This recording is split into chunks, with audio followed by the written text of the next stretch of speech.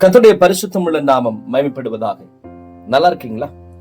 ஒரு சின்ன காரியத்தை உங்களுக்கு ஞாபகப்படுத்தும்படியே இந்த காணொளிக்கு வந்தேன். அது எபேசியருக்கு எழுதின நிருபம் 4ஆம் அதிகாரம் 30ஆம் வசனம். அன்றியும் நீங்கள் மீட்கப்படும் நாளுக்கென்று முத்திரையாக பெற்ற தேவனுடைய பரிசுத்த ஆவியை துக்கப்படுத்தாதிருங்கள்.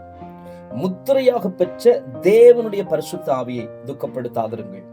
விசேஷமாய் ஆவியானவரை குறித்து வேதாகமம் பல உபமானங்களை காண்பிக்கிறது. அதிலே ஒன்று அக்கினி, இரண்டாவதாக தண்ணீர், மூன்றாவதாக மேகம், இப்படி பல உபமானங்களை காண்பிக்கிற வேதாகமம் விசேஷமாய் ஆவியானவரை புறாவுக்கு ஒப்பிடுகிறதை காண்கிறோம். இயேசு கிறிஸ்து ஞானஸ்நானம் பெற்று கரையேறின பொழுது புறாவை போல ஆவியானவர் இறங்கி வந்ததாக வேதம் சொல்கிறது. ஏனென்றால் புறாக்கள் மென்மையானவர்கள், சிறு சிறு காரியங்கள் கூட அவைகளை காயப்படுத்திவிடும்.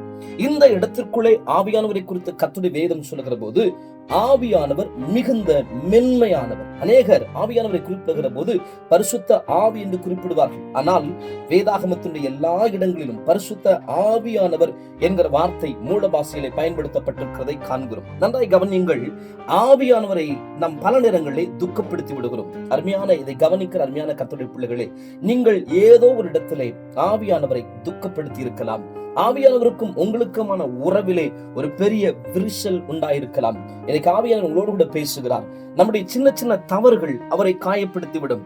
ஆவியானவர் நம் தவறு செய்கிறதற்கு முன்பதாக நம்முடைய இருதயத்திற்குள்ளே இது வேண்டாம், இதை செய்ய வேண்டாம் என்று பல முறை பேசுகிறார். ஆனால் நம்முடைய சுயமும் நம்முடைய மாம்சமும் நம்முடைய மனதும் எதை விரும்புகிறதோ அதையே நாம் செய்து கொண்டிருக்கிறோம். இதை கவனிக்கிற நீங்க செய்திருக்கிற சில காரியங்களை செய்துவிட்டு ஐயோ இது செய்திருக்க வேண்டாமே அப்படின்னு குற்ற மனசாட்சியில பாதிக்கப்பட்டு நீங்க இந்த காணொலியை கவனிக்கலாம். நான் உங்களுக்கு சொல்றேன், அடிக்கடி கடிந்து கொள்ளப்பட்டும் தன் பிடரியை கடினப்படுத்துகிறவன் சகாயமின்றி சடுதிலே நாசமடைவான் என்று வேதம் சொல்லுகிறது.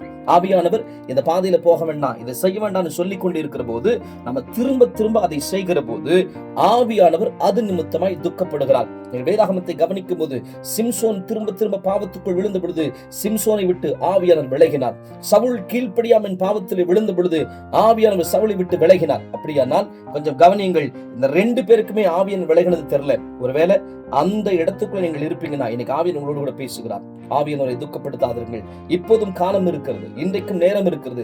இது தேவ சத்தம். வருஷத்தினுடைய முடிவுக்குள் நிற்கிறோம்.